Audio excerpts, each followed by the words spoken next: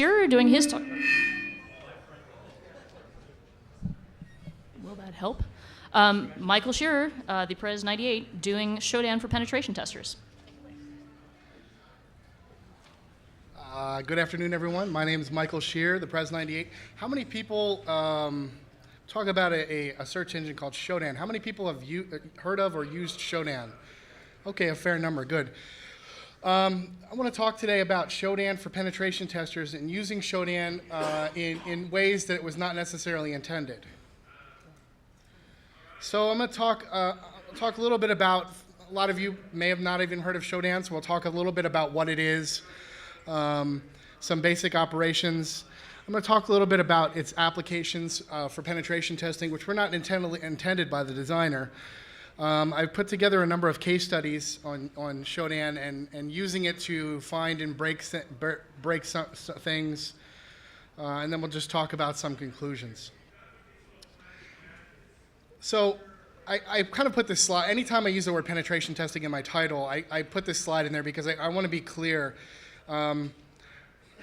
I know what penetration testing is and isn't, and I know what all these things mean. And I could make a very long title including all these things, but I want you to know that if you do or are involved in any of these things, that the title really does apply to you. So when I say penetration testing, well, I don't do penetration testing, but I do vulnerability assessment. Well, okay, that's fine. It's in the definition of today for this presentation, it's all the same thing. And I recognize that that's not necessarily true, but just go with me on that one. So if you're involved in any of these things, you may find SHODAN useful for you. So what is SHODAN? SHODAN is a search engine. You think, wow, well, there's a whole bunch of search engines out there, Google and Bing and Yahoo and whatever. It was developed by a web developer named John Matherly, who's out in San Diego. And the difference here is SHODAN is not a search engine in the same way that Google or Bing searches content and then indexes it for you. SHODAN actually, typical search engines will crawl for data on a web page or data on some sort of server, and that's the content is what you're concerned about. SHODAN is actually interrogates ports and grabs the banners. So you're indexing web banners, you're indexing FTP banners, you're indexing telnet banners, etc. So instead of looking for content, we're looking for the banners. So instead of having a search engine of content, we have a search engine of banners. So why is that different? Well, instead of finding specific content on a web page, what we're looking for is specific content in a banner. Some of you know that banners often advertise very good information about what services are running, exact versions of services that are running. As we'll see later, sometimes banners advertise default usernames and passwords, which if people don't change, are very easy to get into. So SHODAN is useful for finding specific nodes, servers, desktops, switches, printers, all sorts of things. And optimizing your search results does require a little bit of knowledge of what banners look like. So basic operations, this is what SHODAN looks like. I know you can't see it, but the URL is www.shodanhq.com, which I'll reference later. But this is what it looks like. It's just, it's got a search box up here on the top. And then there's some searches that are already, some popular and saved searches on there. And I'm going to go through different parts of this web page. But there are also two Firefox add-ons for SHODAN. One is Search Provider, which just adds a search in the top box on the top right-hand corner. So you just drop down and select SHODAN. And then there's a sidebar called SHODAN Helper. I'm not going to talk about these other than just to mention them to you. Some people may find these useful in terms of using SHODAN. I just go to the web page itself. Okay, basic operations. In some sense, SHODAN is just like any other search engine. You put search terms into a box. But obviously, we're not searching for content on the page. We're searching for content in the web banner. You can use quotations to narrow a search just like you would, and you can use the Boolean operators plus and minus to include and exclude terms. Although plus is kind of implied, so you don't really need to do it. So if you use 3 different terms in your search, that you're implying that they're all involved. The minus is actually useful because you may want to exclude certain things, and we'll see that later on. Okay. You can use Shodan without an account. Some people don't like to create accounts. That's fine. There are some limitations to using Shodan. But if you have one of these accounts, a Google account, Twitter, Yahoo, AOL, Facebook, OpenID, you can use any of these to log into Shodan. We'll talk about how it gives you some additional capabilities. You can also create a Shodan account as well. It's not required, but there's a number of filters, such as country and net, that they will not work for you if you don't log in. Also, you will not see, you'll be limited in the number of search results that you can see. There's also an export feature that allows you to export the results that you're seeing, and you have to be logged in for that as well. And this is how you can log in. You can see the number of different options there to log in, or you can just create a Shodan account. There are a number of basic filters that you can use, and the filter is actually the word that I'm showing you in bold with a colon, and then whatever the filter is. So if you want to search for something, for something, and you only wanted results from a certain country, you would just use your search term and then country colon and then the two-letter country code. If you wanted specific text in a host name or domain. So I want to search for this banner, but I only want it to be in the .gov domain or the .edu domain or whatever, you know. The net filter allows you to filter by a specific IP range or subnet. So this could be useful if you're looking for a specific, if you're going after a specific target. The OS filter for specific operating systems, and port for specific services. Right now, Shodan is primarily port 80, but there is some port 21, 22, and 23, and eventually there should be some other ports being added, but those are the large majority of what you're looking at is going to be port 80, so mostly web banners. There's just a couple different ways to do this. You can do everything through the search box. There's also a drop-down map that you can just, if you don't know the two-letter country code for a specific country or whatever, you just click on the country. And the color of the country kind of has to do with how many hosts in that country have been scanned.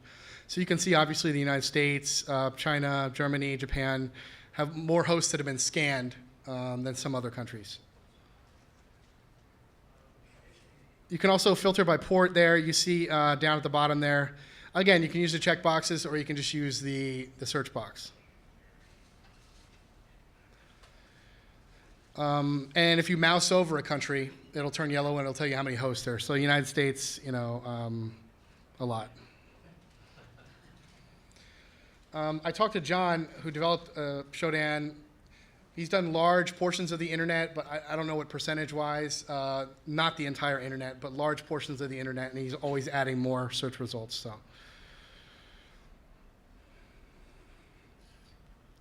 I want to talk a little bit about some basic searches and using some of these filters. So, and I know you can't read this, but also I'll read them off to you.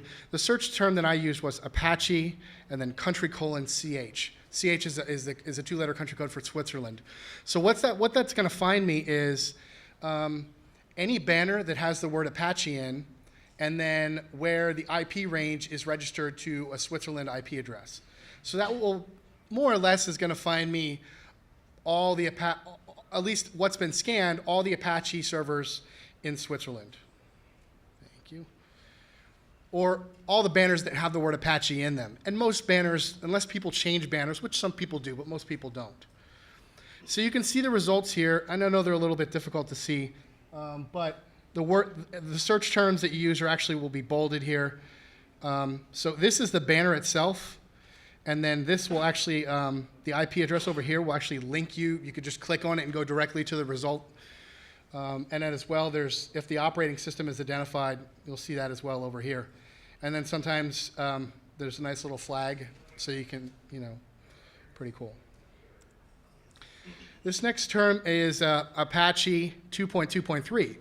So I didn't use the country code, but I searched for a specific version of Apache. And you can see here that there are, I don't know, 1 million results 1.3 million results that have the word Apache 2.2.3. So you can kind of see now, if you're looking for a certain version of software, or that you know there's a vulnerability in a certain version of software, you might be able to find something. If you don't use a country code, the top 4 countries that match your query will be linked to you. So you can see here, United States, Germany, France, Canada, etc. The hostname filter. So first example here, Apache hostname : .nist.gov. So I'm going to find all the Apache servers in the .nist.gov domain. Okay, we can do it. IAS hyphen 5.0 hostname : .edu. So I want to find all the IAS 5.0 servers, Windows 2000 servers running in any edu domain. Can I find them? Absolutely. Net filter I talked about allows you to refine searches by IP insider notation, and then OS filter by operating system. And then ports, 21, 22, 23, and 80. Overwhelmingly is 80. There's a number of searches. So you log in, you create an account, you find some interesting searches. You can actually save them so that other people can view them. So there'll be saved searches, popular searches, others share them with other users. It's kind of a very basic Google hacking, except Shodan hacking, really, in terms of saving searches. There's an export feature, allows you to export up to 1,000 results per credits. You can purchase credits, and then there's a sample file to show you what the data export file looks like. I asked John about that. By the way, I have no connection other than I found this search engine and I talked about it. So I don't get money or anything. So I talked to him about what kind of feedback he's gotten, because he just recently added the feature to purchase credits.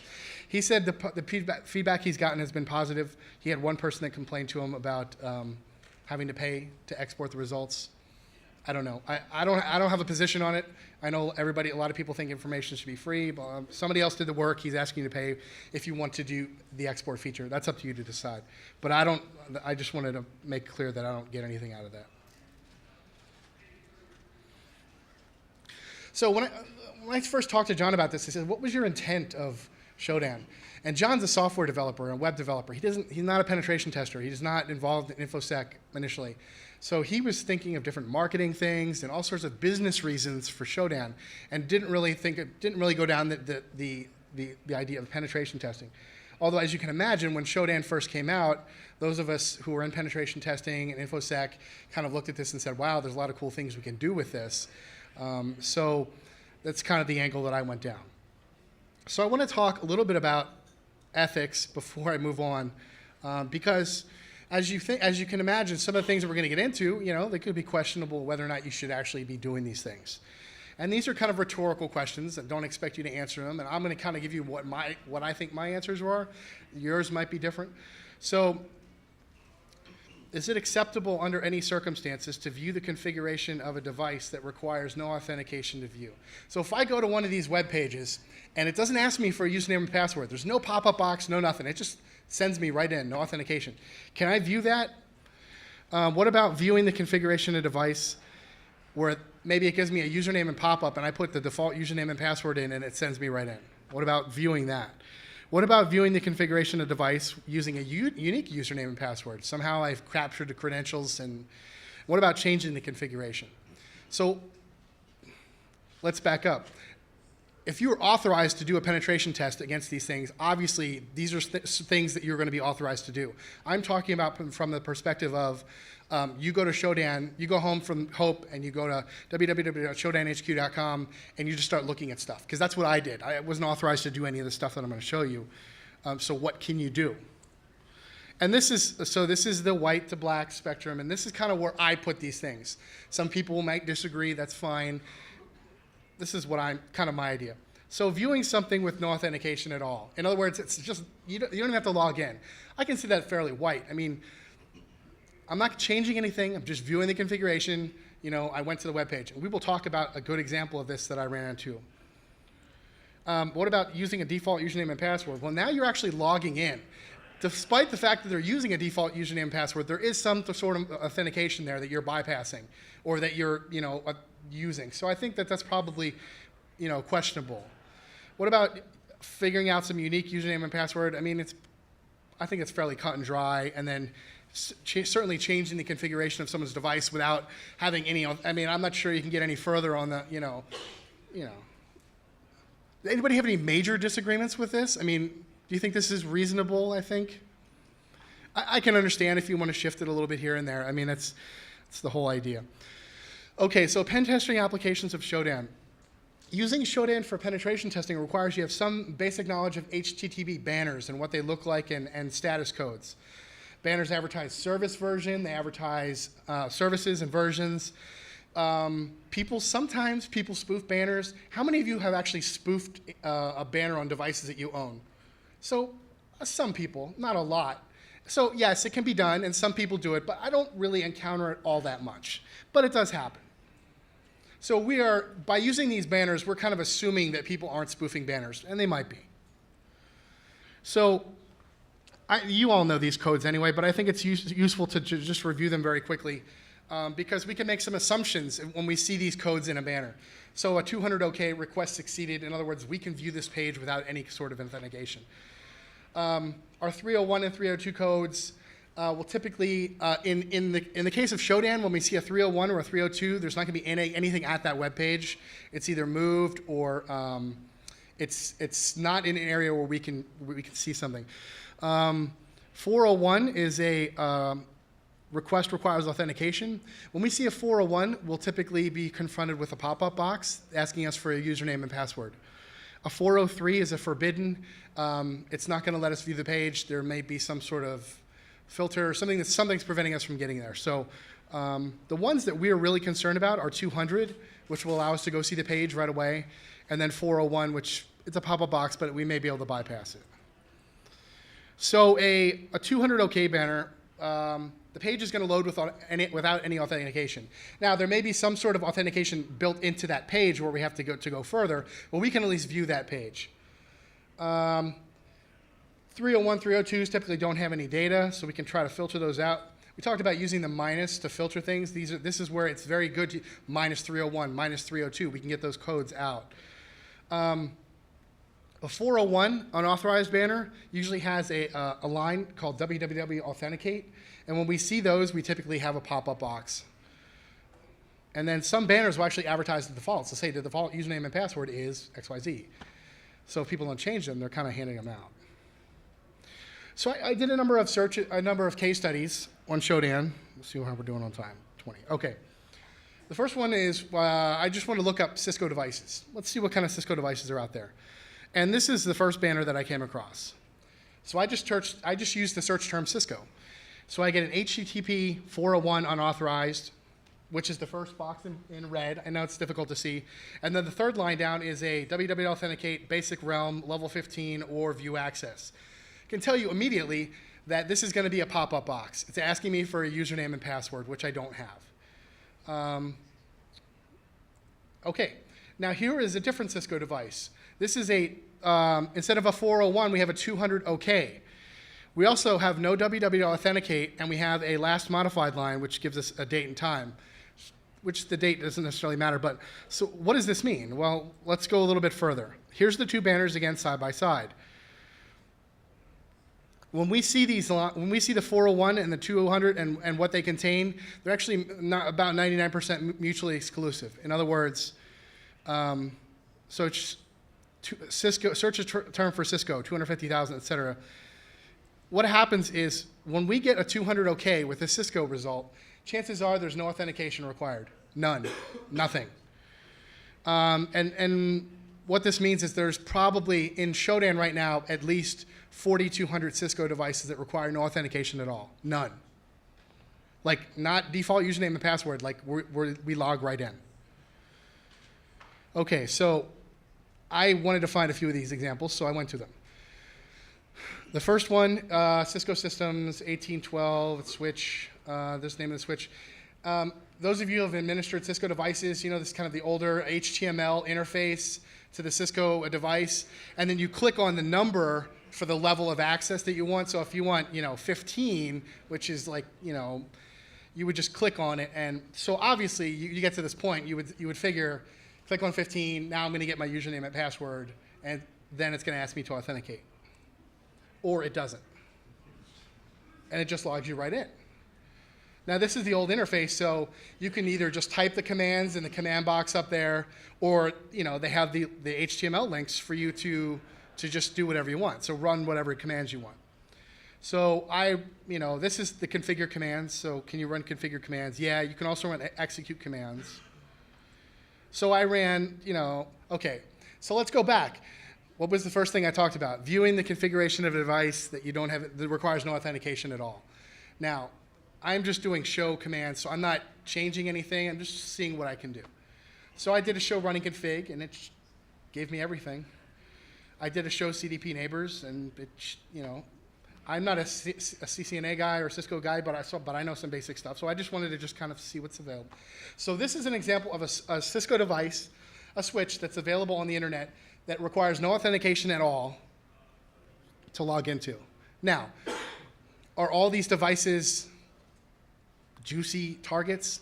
No, maybe some guy is doing a CCNA class and he set up a Cisco switch to play with, and I'm sure some of them are. But there are some legitimate targets out there. Does anybody know what, I know you can't see this, on the CDP neighbors, if you look at the first line, it's CN-CN, does anybody know what that means? China Netcom, yeah, it's an ISP in China. So CDP neighbor of this device is and I've actually looked into this a little bit further, is an infrastructure device. So I mean, yeah, there are juicy targets out there.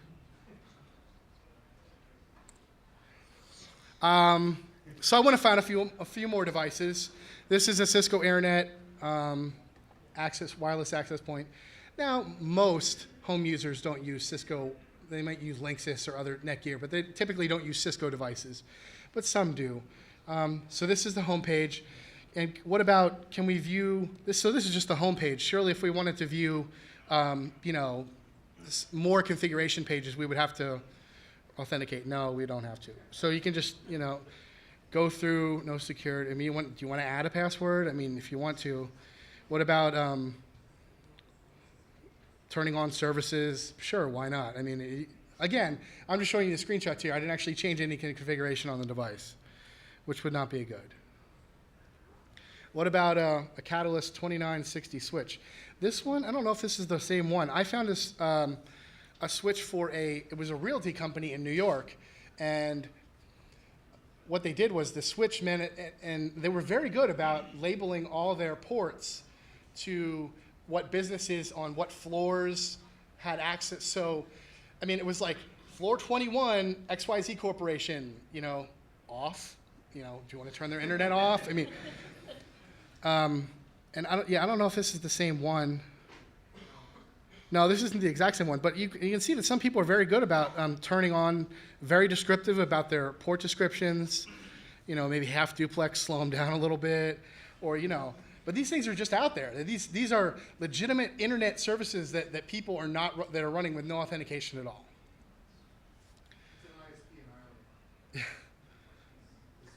It's okay. So here's the next thing. If you notice, I didn't blur out any of the IP addresses or anything.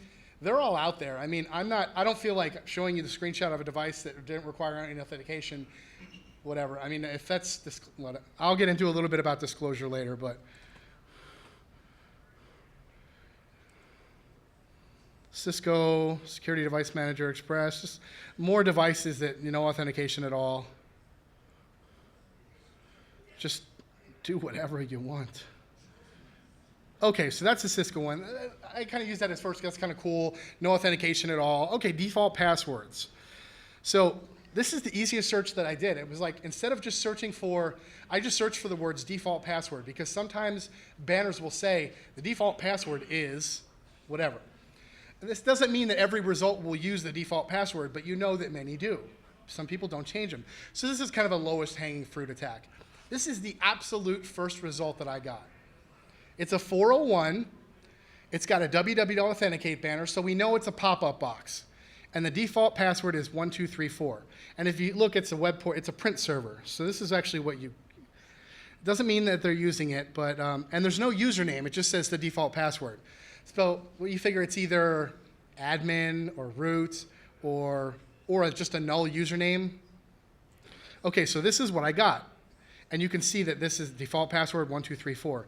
And so this is one of those, should you try it?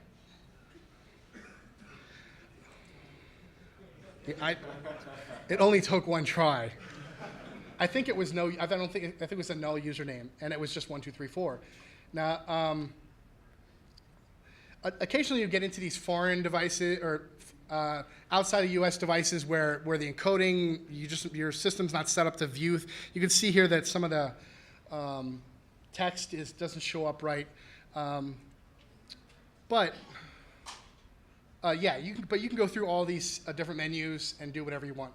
One of the things I found, and I'll show you this later, is that a lot of times if the links are in a foreign language or something that you don't understand, typically the underlying HTTP will still be in English or something readable. So you can often just mouse over the link and then look on your status bar in the bottom and actually see what those things mean. It's not so clear here, it's not so obvious here, but I'll show you an example later on. Okay, Huawei IP phones. Okay, so I said Cisco, let's go with Huawei, see what's out there. And I did a Huawei search, and there's a whole bunch of results. And I came up with a lot of these, so this is where I start using the filters. -401, -400, -301, -302, because I don't want these results. I just want 200s. So I just did this search, and I got a whole bunch of results, 280 some results. And they're almost all in the same IP block. They're in this 150, 186, and it's Huawei ET523, whatever. And this is actually what the device is. It's a EchoLife IP phone. And if you look up the IP range, these are all in Venezuela. And when you go, it's some like technology corporation, and when you go to their webpage, there's like 15 pictures of Hugo Chavez smiling and some government technology corporation. And this was, so when you actually go to the IP address, this is what you're presented with. And so again, now we go back to, I couldn't actually find the default password for this particular phone, but I found, I don't remember, and I honestly don't remember what it was. A bunch of Huawei devices all have the same, it's just password or something like that. So I tried it, and yeah, I know. And all these tabs, you can view and change whatever you want. And I kind of just scrolled down just to see all the different, you change the ringtones. I mean, just.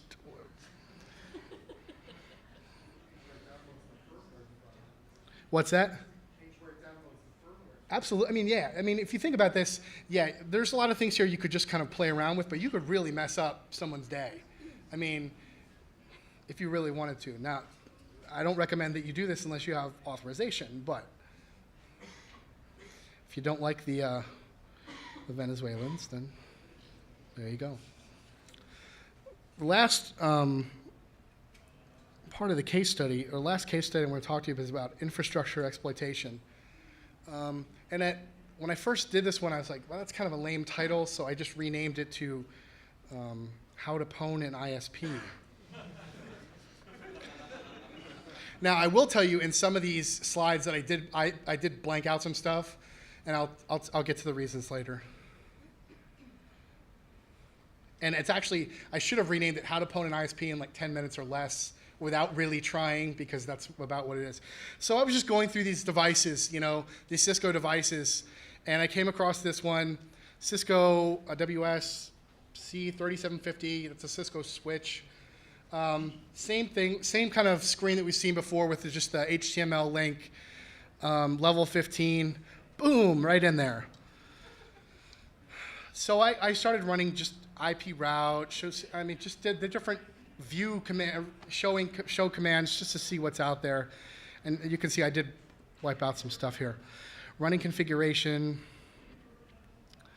show CDP neighbors. Oh, this was the good one because it showed me that there's some additional switches, and then they have a Cisco router, 7606, that's their core router. And at this point, I'm looking up the IP addresses, and I'm like, wow, This shouldn't be happening. So without going into all of this, this is what I saw literally in the course of about 10 minutes. Direct access to 2 Cisco 3750 infrastructure switches and direct access to their Cisco 7606 router. VLAN IDs for their internal ISP network, hotels in the area around the ISP, condominiums, apartments, convention center, the public backbone for their whole ISP, SNMP server. So could I go in here and route traffic from their ISP to me and then back to their network and then just, yeah, absolutely. I mean, you can do anything you want. So I'm going to go a little bit into I don't make this into a big disclosure debate, but I don't find bugs in software, so I don't deal with disclosure. But I found this and I was like, wow, this is I should do something about this. So what do you do? So how do you, we talk about disclosure. Well, there's full disclosure. Full disclosure would mean XYZ ISP is pwned. Do whatever you want. Right. There's no exploit, but it would just be like advertising it and saying, sunlight's the best disinfectant, fix your shit, right? Well, or there would be the opposite would be no disclosure, so just don't talk about it, but I wanted to talk about it. And then the third path, or the kind of the medium path, which is I went down, which was a sort of responsible sort of disclosure. So what do you do? So I went to the IP address and I found the security contact for the who owns this ISP. And so what do I say? I was hacking your router and no. So, and I wrote about one sentence, and this is what I said. Something like, some of the devices on your network appear to be accessible without any authentication. Something like that. Just one sentence. I didn't want to give him anything else on what I was doing because I don't want to admit to doing something that, okay, could a port scan be considered malicious? Well, somebody might consider it the wrong way. So that's all, I literally said one sentence. And the next day, I got an email back from the guy, and he was like, so this was my first indication that, okay, I think I did the right thing. He was very gracious, like, oh my God, thank you. You saved our shit. And then he's like, can I call you? I'm like, and I told you, I don't do this disclosure stuff, so but I understand that people are interested, that, people, I sensed that this was a good guy. Maybe I was wrong, I don't know. So we set up a time and we talked on the phone for a couple minutes, and he really just wanted to know, how did I find it? And I didn't really go into the whole SHODAN thing. I just told him that I kind of do research on banners, which I do. I do a lot of research on banners. And I told him that I was doing a random search, which I really was. I wasn't targeting him. And that I came across his devices, and I just, and he kind of went into this story about how some new guys had put these devices up and they didn't configure them properly, and okay, and he offered me, he said, I won't tell you how much money, but he offered me money. He said, we'd like to send you a check for finding this because we want to thank you for it. So, and I didn't demand money or anything. I didn't go in there saying, give me money or I will expose you. No, I didn't, there was nothing. I was just kind of just doing the nice, I'll just be nice and tell you about this. So I sent him my address, and I know, the next thing I'm getting some subpoena, and to be honest with you, I have not heard a peep, nothing at all. So I think either they just decided they didn't want to, or maybe they did more research on me and saw that I will tell you that I talked about this one other occasion, and I didn't talk about the disclosure part at all. I talked about, and I did not reveal I still have not revealed who they are. So he may have looked and said, oh, they're talking about you. I still haven't said the name of their company, whatever. So, whatever. Maybe they decided not to pay me. So maybe in a disclosure, when someone offers to pay you, maybe you should get it in writing or something. I don't know. But they offered to pay me, and it was $500 what they offered. But that's pretty cool. Hey, here's $500 for finding something. Yeah. They didn't send me anything, and I'm not going to press it at this point. Hey, maybe there's more ISPs out there worth some money, you know? Like I said, I don't do the disclosure thing, so this was kind of my first foray into the whole thing.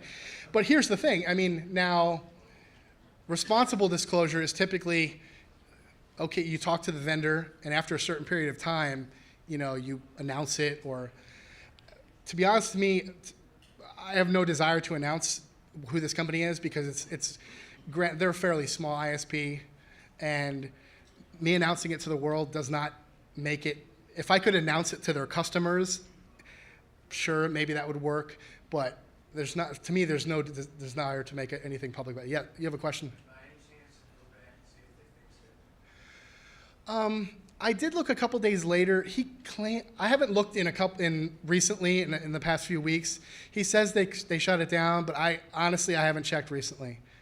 Yeah, I mean, it's probably worthwhile to go back and see if they really did fix it, or if maybe they think they fixed it, but they didn't. You know, maybe that was what the case was in the first place.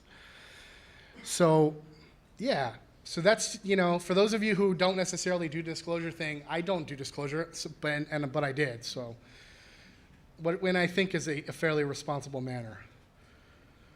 A couple other examples, or just some general observations. Okay, this is just more of kind of a fun, end up the talk with a fun thing. So IIS 5.0, Windows 2000, you know there's still lots of them out there, of course. There was, 362,000 out there. Now there's more. This is just what Shodan has captured. You can see where this one's going. IIS 4.0, almost 10,000. I mean, you're going back. This is like time travel right now. Flux capacitor, right? 381. Does anybody know what IIS 1.0 maps to? Windows NT 3.91. 3.91? I think it's not. Either way, it's way back. It's in like 94, 95-ish, somewhere in there. There's 159.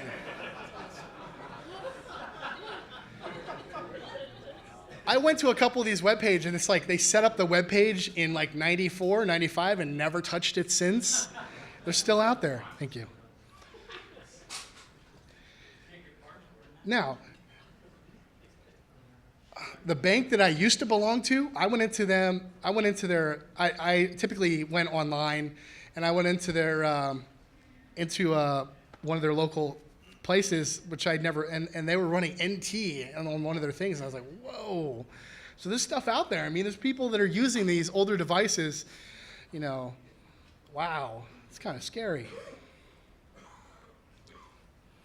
Now, you've all seen, you've all done Google hacking. About every 6 months, some local news channel rediscovers how you can view video cameras on Google, This is a Logitech wireless network camera in Japan, I think. And by the way, all those pan and tilt buttons, they work. Not at this screenshot, but I had an earlier time when all the ladies were sitting there at the desk. And I was like, up, down, left and right, like trying to get them to look, but they would never look.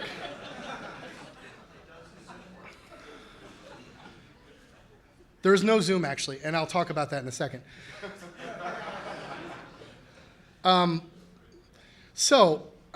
There's another reason I use this slide, and I want to show you something else. So this is the page as viewed in Firefox.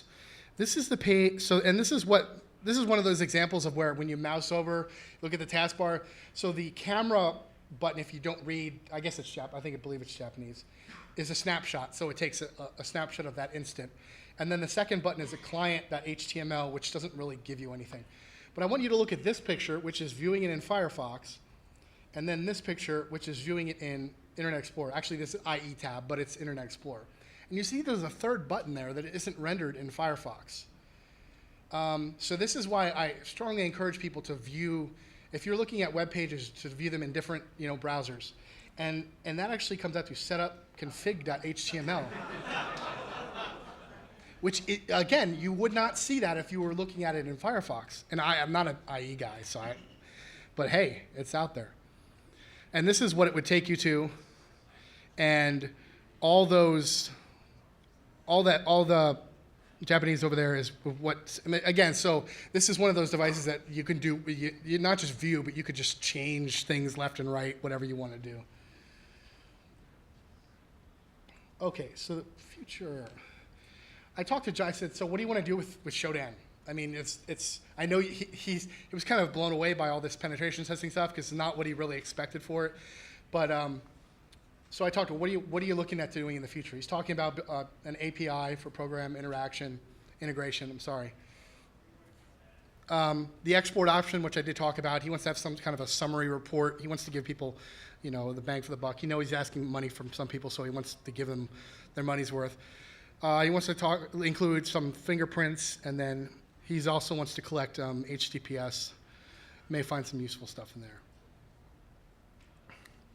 Okay, so could you go home right now and do this? Absolutely, you could do this. You could write a script, an Nmap or something, and collect large amounts of data on the internet, collect web banners, and make them searchable. You could do this, but someone's already done it. So that's kind of the first point. So we're aggregating a significant amount of information that isn't already widely available and putting it in an easy to understand format. I shouldn't say we, because I'm not doing it. I'm just reporting on it. It also allows, if you think about it, it allows for some sense of passive vulnerability analysis. Because when I go to these IAS 5.0 or whatever, or 4.0, there might be a vulnerability for one of those devices that now, without me ever touching the target, I know that the potential is that they're vulnerable. I'm searching a particular domain for a particular target of mine, and I know that they have X number of Windows 2000 servers. I haven't even touched their IP space, and I know that they might be vulnerable. So there's a little bit of passive vulnerability analysis there. Now, is Shodan going to take over? No. This is kind of one of those tools that you put in your toolbox of, well, we've looked here, what about this? Can this find us anything? And it might. I think this will help to shape vulnerability assessments and penetration tests in the future. Is that like in soccer, a yellow card? Okay. One more and I'm done.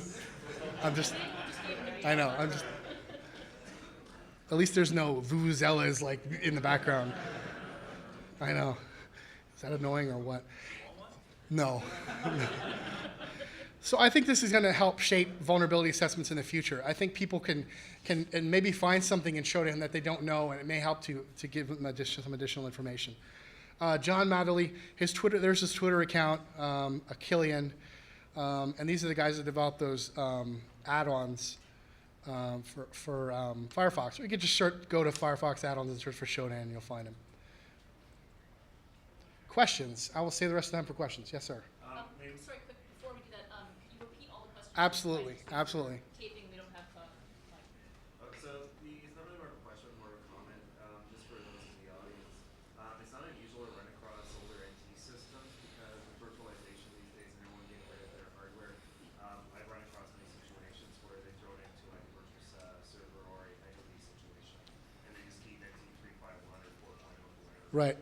His comment was that it's not uncommon to find older systems, and also because sometimes things work and people don't want to mess with them. And also, I know that a lot of older, SCADA systems and use older hardware, and they're not compatible with newer stuff. And if it's not broken, don't fix it, type of thing. So you will run across some older stuff out there. Right here. I had a question, and that was the guy who's building it said he thought there were business, applications. Is he just saying in terms of like figuring out where your vulnerabilities are, or does he see other applications as well? He wasn't really looking in the vulnerability part at all. He was asking about the business applications of Shodan. He was just looking for marketing. He's a developer guy, so I don't know. He wasn't looking for down the path of vulnerabilities. How does he figure marketing? I'll let him figure it out. Yes, sir. Is there any other tools in this space? Any other tools that do this? Is it pretty unique? I don't. He asked if there are any other tools similar to Shodan that do the same sort of thing. There's a couple. There's some projects out there.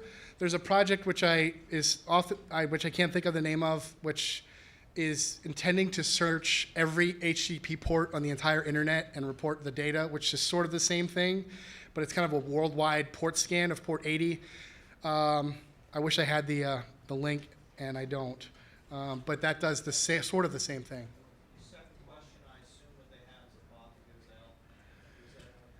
Yeah, John. Oh, to gather the data. I talked to John about this. He said he wrote his own script to collect the data. I don't know exactly if it's Python or Perl. He didn't go into details, but it's kind of a customized thing. But he said it was very easy to do, very fast. He said anybody could reasonably do the same sort of thing. In the back, sir.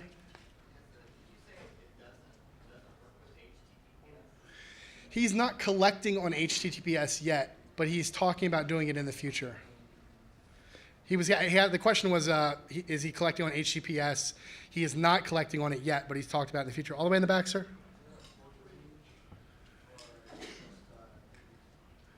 It's just 80 and then 21, 22, and 23 right now. If there are other ports that you think would be useful, he has always mentioned that you can just send him a note on Twitter and say, hey, could you collect on this port? And he could easily add that. Sir? How quickly and how does he discover new machines? He just puts in large blocks of, and I don't know if he has like a priority list of what he's looking for. He didn't go into specific detail, but he's always adding large amounts of new data. But I don't know what his priorities are. His question was about adding new data and how he gets it. How often does he refresh his cache? I've seen every week or so he's adding new data, and I don't know how often he's going back to the old data. One of the things that you will typically see on the website is when it was added, the result. So you may find that that result is older, but it will typically tell you when it was added. Yes. Assuming this isn't something that I can contact him to get the script to run as I go. You could certainly ask him. I don't know if he'll give it to you, but I mean, the question was, could you contact him to get this script to kind of do it internally for your own company or whatever? You could certainly ask him. I mean, I'm not going to stop you from asking him whether or not you could do that. 5 minutes to go. Any more questions? Yes. Did you have any great success on older SCADA systems? Control dams, valves? The question was about any success in looking at SCADA systems in terms of what you can do with them, controlling valves and all sorts of things. I don't do a lot of SCADA stuff, so I don't really, to be honest with you, I'm not really sure what to look for. So I haven't really actively looked into what you could do. I suspect that you could probably find something out there that you could, I don't know that you could, turn valves on and off, but you could certainly probably get into somewhere and do something.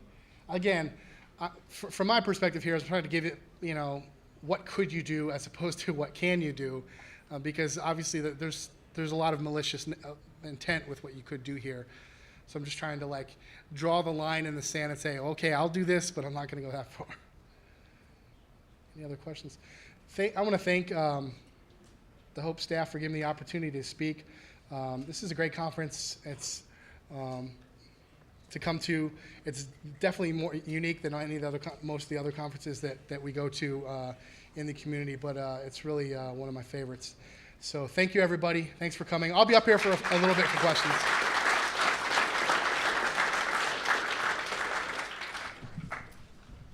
And thank you. Just a reminder, the keynote is going to be simulcast in all 3 rooms. I'm not sure whether this one's going to be open to the other room, which we do sometimes, but that might be one possibility. So it might be that you want to save your seats. Maybe, maybe not, all depending. But it'll also be in Lovelace, and it'll be in the big room over there.